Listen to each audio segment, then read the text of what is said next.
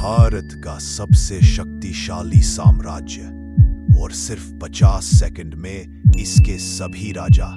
शुरुआत होती है चंद्रगुप्त मौर्य से, चाणक्य के साथ बैठकर जिसने पूरा मगध बदल दिया। फिर आए बिंदुसार, दक्षिण तक साम्राज्य फैलाया। यूनानियों ने इन्हें अमित्रघाट कहा। फिर इतिहास का सबसे चमकता नाम सम्राट अशोक, महान कलिंग युद्ध के बाद धम्म और शांति का प्रतीक। अशोक के बाद कुणाल, जिन्होंने राजनीति के भीतर के संघर्ष झेले। फिर दशरथ मौर्य, गुफाओं में शिलालेख करवाने वाले राजा।